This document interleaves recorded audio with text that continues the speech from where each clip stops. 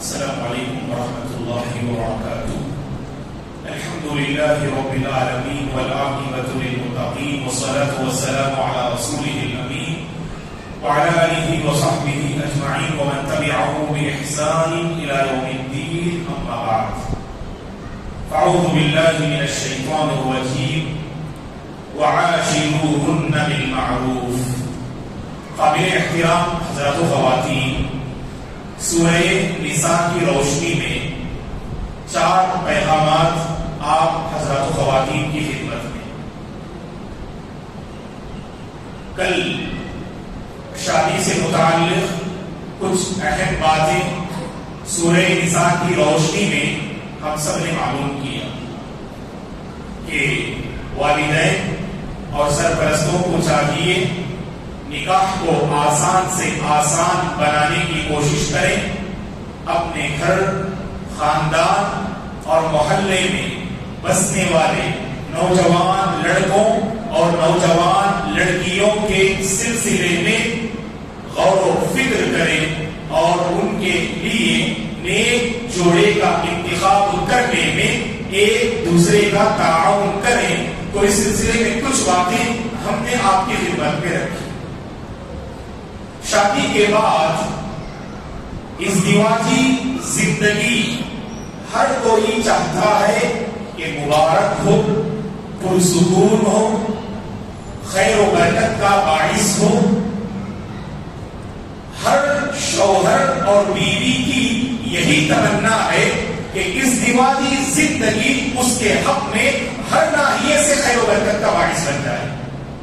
اور بسا اوقات آپ دیکھ سکتے ہیں کہ شادی سے پہلے بعض اللہ کے بندے کافی ایکٹیو رہتے ہیں، خدمت خلق میں آگے رہتے ہیں اور لوگوں کی خدمت اور لوگوں کا تعاون کرنے میں اپنا نمایاں کردار اور رول ادا کرتے ہیں.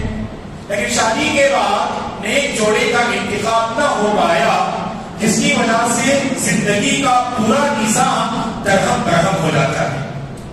اور وہیں پر اللہ کے بعض بندے ایسے شادی سے پہلے بالکل مغفل، لاپرواہ، بے نمازی اور بے دینی، زندگی سے دین کا کوئی رشتہ نہ تھا.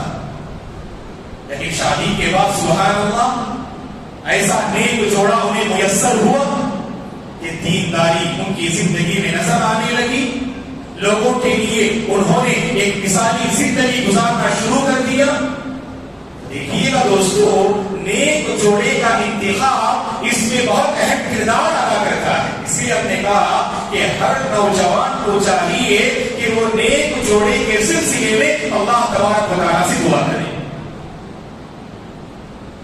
اور یہاں پر ایک اہم بات کہ شادی کے بعد یقیناً دونوں کا مزاج مختلف، دونوں کی سوچ مختلف اور دونوں کی طبیعت مختلف.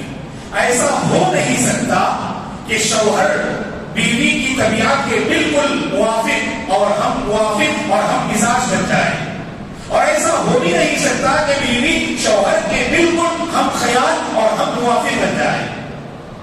مزاج، سوچ اور طبیعت کا یہ ٹکراؤ وقتاً فوقتاً دونوں کی زندگی میں کچھ انبن اور کچھ ایسے واقعات آتے ہیں جو دونوں کے درمیان دوری کا اور فاصلے کا سبب بن جاتے ہیں. تو سورہ نساء میں اللہ تعالیٰ نے ایک اہم تعلیم دی. اس تعلیم پہ عمل پیرا ہو کر ہم اس پرابلم اور اس پریشانی کا خاتمہ کر سکتے ہیں. وہ کیا ہے؟ وَعَاشِرُوهُنَّ بِالْمَعْرُوفِ. اے اللہ کے بندو، اپنی بیویوں کے ساتھ اچھی زندگی گزارنے کی کوشش کرو. گزر بسر آپ کا بہت بہتر ہو اور مثالی ہو، اس کی ہر شوہر کو کوشش کرنی چاہیے اور بیوی کو چاہیے کہ اس معاملے میں شوہر کا ساتھ دے. ہوتا یہ ہے کہ کبھی کچھ غلطی ہو جائے تو عموماً ہم انسانوں کی کمزوری یہ ہوتی ہے کہ پریزنٹ میں جو غلطی ہوئی اس پر ہماری پوری توجہ اور پورا فوکس کرتے ہیں. اور بیچاری ماضی میں جو اس نے آپ پہ جو احسانات کیے، ماضی میں جو آپ کی خاطر قربانیاں پیش کی، ماضی میں آپ کی دل چوری کے لیے اس نے جو اپنے آرام کو قربان کیا، جو اس نے اپنی خواہشات کو قربان کیا، ایک غلطی کیا ہوئی کہ آپ اس کے ساتھ ایسا معاملہ کرتے ہیں گویا کہ اس نے آپ کے ساتھ کبھی زندگی میں احسان کیا ہی نہیں. یہ معاملہ شوہر کے ساتھ اور اس سے کہیں زیادہ بیوی کے ساتھ یہ معاملہ ہوتا ہے. دونوں ایک دوسرے کے قدردان بنے, دونوں ایک دوسرے کے شکر گزار بنے. اسی لیے اللہ نے کہا کہ ہو سکتا ہے کہ جس کو تم ناپسند کرتے ہو نا, اللہ تعالیٰ نے اس میں تمہارے لیے بھلائی رکھی ہو. کبھی اچانک کوئی غلطی ہو جائے, آپ معاف کیجیے گا, کوئی مسئلہ نہیں, فی خیر, ایک آگے بڑھیے. اپنی بیوی کو معاف کرنے کا ہنر اپنے اندر پیدا کیجیے. اور اس سے پہلے آپ نے کہا کہ ہمارا کچھ ایسا مزاج اور ایسی سوچ ہوتی ہے, باہر پیر پر سر جس سے کبھی ہم نے ملاقات ہی نہ کی, اگر اس نے کچھ تکلیف دے دی, اس نے سوری کہہ دیا, ہم کھل کر معافی کا اعلان کرتے ہیں اور اس پر گرفت نہیں کرتے. اور ہونا بھی چاہیے. آپ الحمدللہ معاف کرنے کا ہنر اپنے اندر پیدا کیجیے.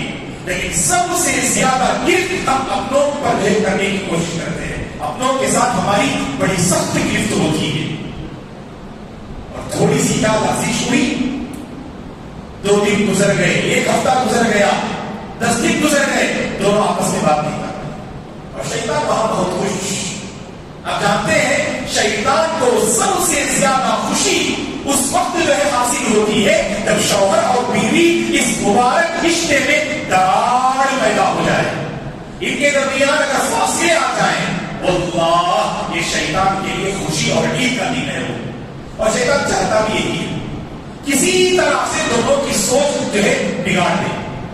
اور محبت, اپنائیت کا جو ماحول ہوتا ہے, شیطان اس کو بگاڑنے کی کوشش کرتا ہے. سب سے زیادہ غلط فہمی کو دور کیجیے دوستوں, بدگمانی کو دور کیجیے.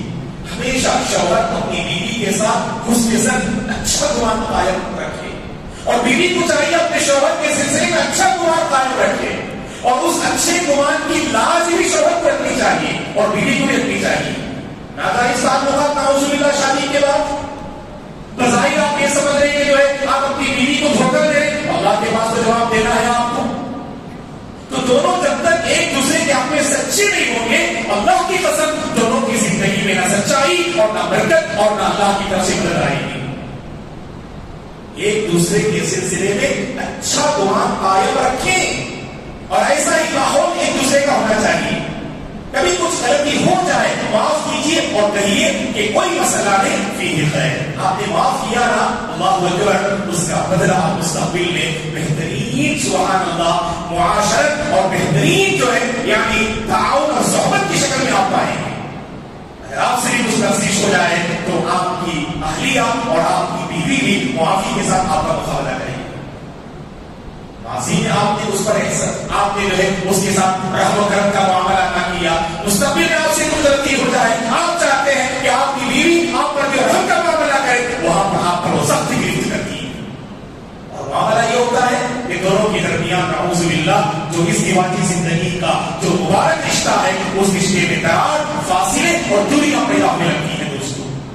اسی لیے پیغام یہ ہے, شوہر اور بیوی اس مبارک رشتے کو محفوظ اور اس کی حفاظت کرنے کی کوشش کریں. آپ دونوں چاہیں گے کہ مل جل کے رہیں, لیکن ہر کوئی آپ کو مل جل کر دیکھنا نہیں چاہتا. یاد رکھیں, ہماری سوسائٹی کے بعض احباب ایسے ہیں جو شوہر اور بیوی کے درمیان دوریاں اور فاصلے پیدا کرنے کی ناپاک سازش کرتے ہیں.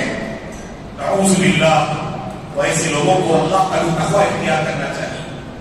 اگر کسی وجہ سے کچھ غلط فہمی بھی ہو جائے نا, ساس کا یہ کردار ہونا چاہیے کہ وہ اپنی بہو کو منانے کی جو ہے کوشش کرے, اور وہیں پر ساس کا یہ اور کردار ہونا چاہیے کہ اپنے داماد کو اپنی بیٹی کے سلسلے میں حسن زن پیدا کرنے میں ساس کامیاب ہو. ایسا نہ ہو کہ موقع ملا کہ بیٹے نے کہ اپنی بیوی کی شکایت کی اور وہاں پر ماں نے اپنی بہو کے سلسلے میں ڈھیر ساری شکایتیں لا کر دی. پہلے سے تھوڑا ذہن بگڑا ہوا تھا شوہر کا, اور ماں نے لا کر وہ شکایتوں کا انبار جو لا کے رکھا نا, پوری طرح سے ذہن بگڑ جاتا ہے اپنی بیوی کے سلسلے میں. بظاہر کچھ شکایتیں تھی لیکن یہ موقع ذکر کرنے کے لیے. تو میں ماؤں سے گزارش کروں گا, اگر بظاہر آپ کے بیٹے ان کی اپنی اہلیہ کے سلسلے میں کچھ غلط رائے بھی رکھے, تو آپ اپنی بہو کے سلسلے میں تعریف کے الفاظ سامنے کریے تو خود بخود غلط فہمی دور ہوگی اور دونوں مل جل کر زندگی بسر کریں گے انشاءاللہ.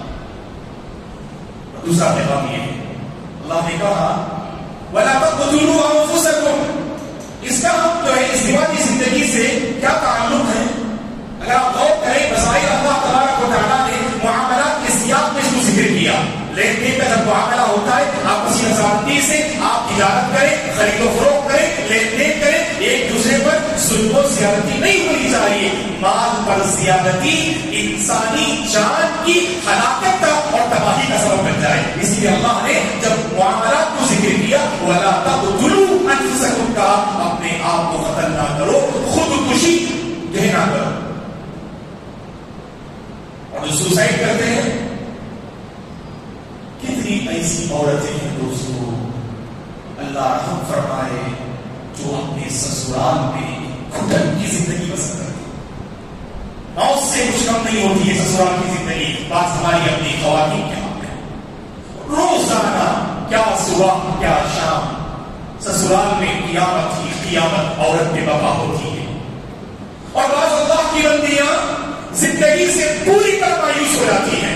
ماں باپ نے کس قدر لاڑ و پیار سے پالا ہوگا. ماں باپ کے حق میں ان کی اپنی بیٹیاں بہت بڑی نعمت ہوا کرتی ہیں. بچپن سے لاڑ و پیار سے پالا اس لیے نہیں آپ کے حوالے کریں اور آپ انہیں روزانہ گھٹن والی زندگی گزارنے پر مجبور کریں. کئی ایسی عورتیں ہماری سوسائٹی میں روزانہ ان کے لیے موت، روزانہ ان کے لیے قیامت. بعض عورتیں تو بالکل مجسمہ ہے بس، جس میں کوئی روح نہ ہو، جس میں کوئی زندگی نہ ہو. اپنی بہو کی زندگی کو زندگی دینے کی کوشش کیجیے. اپنے گھر کی خواتین کو اور بہو کو آپ زندگی کو دینے کی کوشش کریں. شوہر حضرات بھی اور ساس اور نند یہ تمام کو ہیں جو اپنی بہو کا اور بیوی کا ہر ناحیے سے مکمل خیال کرنا چاہیے دوستوں، ورنہ یہی ہوگا. بہت سارے گھروں سے جو ہے خواتین کی لاشیں نکلنا شروع ہو جائیں گی. یا تو سسرال گلا کھول دیتے ہیں یا نہیں تو خود عورت اپنا گلا کھول دیتی ہے زندگی سے مایوس ہو کر. یہاں ہم خواتین کو یہ تعلیم دینا چاہتے ہیں صبر کیجیے گا، زندگی سے کبھی مایوس نہ ہونا اور اللہ سے ہمیشہ یہ دعا کرتے رہنا اے اللہ میرے شوہر کو، میرے سسرال والوں کو میرا جو ہے ہم مزاج اور ہم موافق بنا دے. سکون والی نعمتوں والی زندگی اے اللہ مجھے عطا فرما، صبر والی زندگی اللہ عطا فرما. آپ اللہ سے مانگیے گا، آپ مایوس نہ ہو. اللہ تبارک و تعالیٰ ضرور ایک ایسا دن آپ کی زندگی میں لے آئیں گے جس دن کا سورج جب روشن ہوگا، طلوع ہوگا تو اس کے اندر ہر ناحیے سے انشاءاللہ آپ کے حق میں خیر ہی خیر اور بھلائی بھلائی ہوگی انشاءاللہ. تیسرا پیغام یہ ہے دوستو جو سورت میں اللہ نے بیان کی. مال کے سلسلے میں ہم نے بہت ساری باتیں اس سے پہلے کے دروس میں سورہ بقرہ اور سورہ آل عمران کی روشنی میں ہم نے ذکر کیا.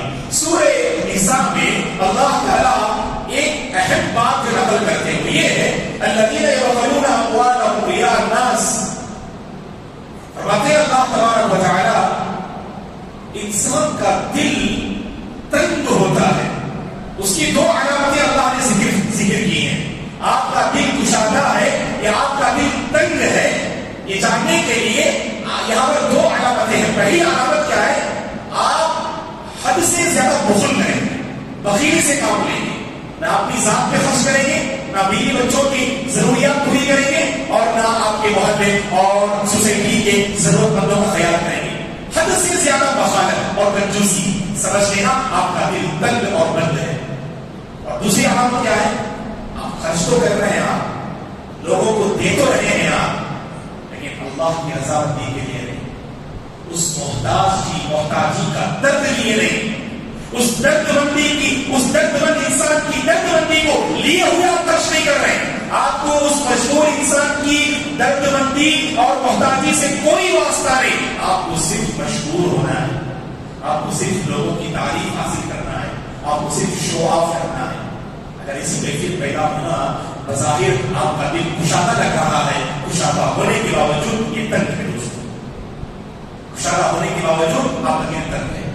اور آخری پیغام یہ ہے جب سورہ نساء کو ہم پڑھتے ہیں تو اللہ تبارک و تعالیٰ نے فقہی ناحیے سے ایک اہم معاملے کو ذکر کیا کہ جب انسان پانی نہ پائے تو شریعت نے کہا کہ آپ تیمم کر سکتے ہیں. تو تیمم کے سلسلے میں 6 باتیں ذہن میں رکھیے گا.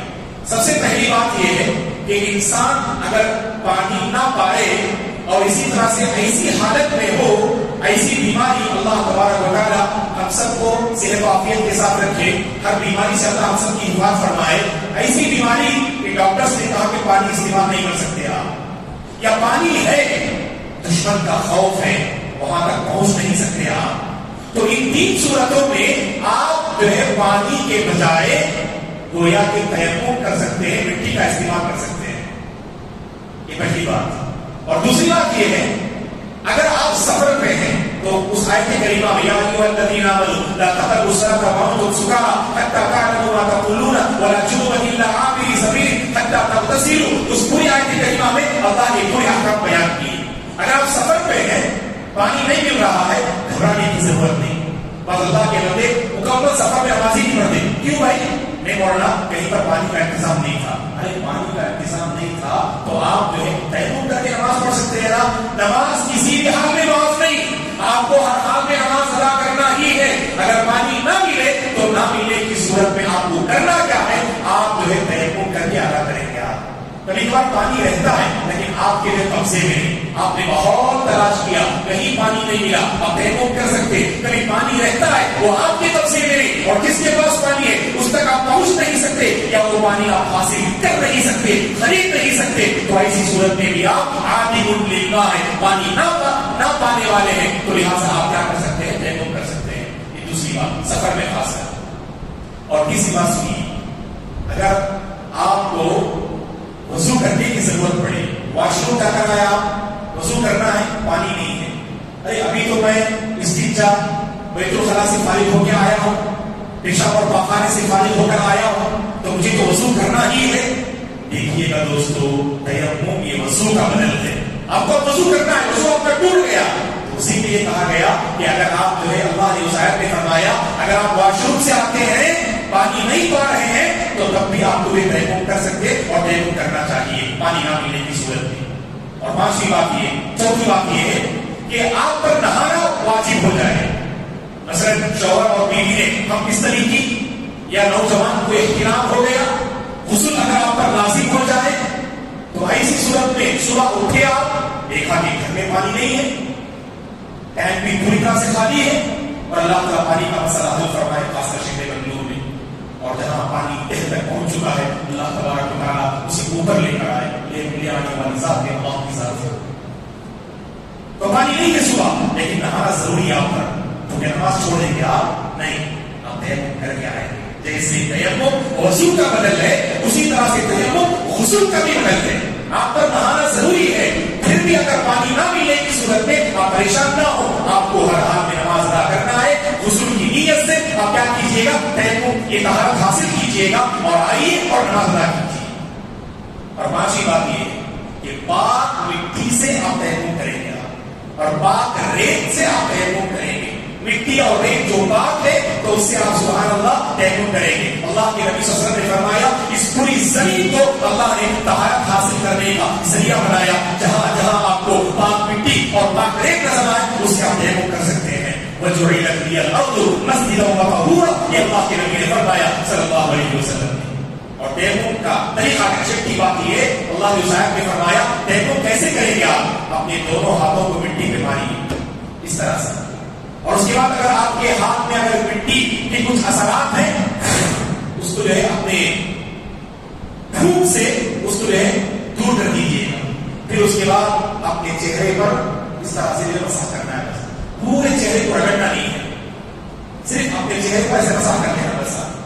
اور اس کے بعد پھر ایک مرتبہ آپ جو مٹی پہ ماریے. بعض علماء نے کہا کہ ایک مرتبہ مارنا کافی ہے, پھر آپ احادیث کو سامنے رکھتے ہوئے علماء نے اختلاف کیا, پھر دوبارہ آپ جو مٹی پہ ہاتھ ماریے اور پھر جو ہے اپنے دونوں جو ہے ہاتھوں پر اس طرح سے اوپری حصے پہ مسح کر لیجیے.